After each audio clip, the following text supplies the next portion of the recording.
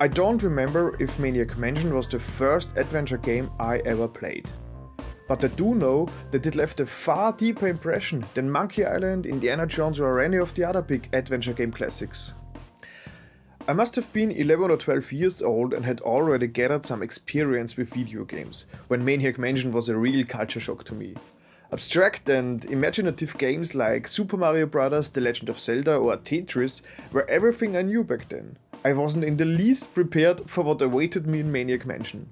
Suddenly, video games weren't simply entertaining and colorful games of skill with abstract graphics anymore.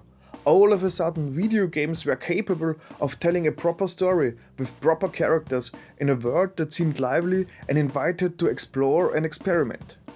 I was immediately downright obsessed with Maniac Mansion. The number of gameplay possibilities in Maniac Mansion really fascinates me to this day. It was downright mind-blowing to me that the video game allowed me to put a record on a turntable, to record the output on a cassette and play it again at another location. The concept of using verbs to directly interact with the environment, as if I was in the game myself and commanded the characters like some kind of director, made a lasting impression on me and forever changed my perception of what video games can be. Maniac Mansion was released in 1987 and was developed by Lucasfilm Games, who later renamed themselves to LucasArts and created numerous other immortal point-and-click adventure game classics. Even though Maniac Mansion is regarded as a groundbreaking milestone in video game history and influenced most adventure games that came after it, it remains a pretty unique game until today. Hardly any adventure game that came after it offered a similarly open world that invited you to explore and experiment that much. Later games concentrated more on telling increasingly elaborate stories, led the player through an increasing number of locations and let him undergo storylines that were interesting but also increasingly linear. But no other game that I know of took up Maniac Mansion's formula again. No other point-and-click adventure threw the player into a spatially very limited environment where we then had to reach the goal of the game by the creative solving of puzzles and tasks and the intelligent experimentation and interaction with the environment.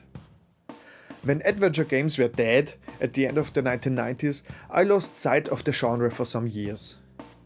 Sometime later, at the end of the 2000s, I was grabbed by nostalgia, and thanks to ScumVM, I played some of the old classics again, and occupied myself with adventure games in general again. To my great surprise, the genre wasn't as dead as I had assumed anymore, quite the reverse was the case. In recent years, numerous new titles were released, and at least since the Secret Files games, since the establishment of Daedalic Entertainment and Wedget Eye games, and the revised new versions of the first two Monkey Island games, it was obvious the genre had undergone a renaissance. But I wasn't happy. Although the new adventure game titles were technologically flawless, full of creativity and made with love, somehow they didn't satisfy me. The stories were exciting, the graphics beautiful, the locations were exotic. But none of these games was anywhere near to what I loved and enjoyed about Maniac Mansion 20 years ago. And with that, an irrepressible wish grew inside me. If nobody else is doing it, I'll have to do it myself. It became clear to me that I will do anything within my power to realize my vision, no matter how long it would take. My decision was made. I'm going to make the game of my dreams, no matter the cost. That was my call to adventure.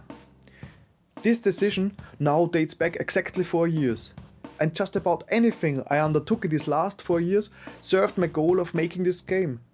This was the reason why I started to work in the video games industry, why I established Chronerion Entertainment, and why I now speak to you and produce these Webisodes. It is obvious to me that I cannot reach this goal alone, but that I depend on my team, my supporters, and of course the support of you, the fans of adventure games. Thank you very much and see you next episode. Ciao!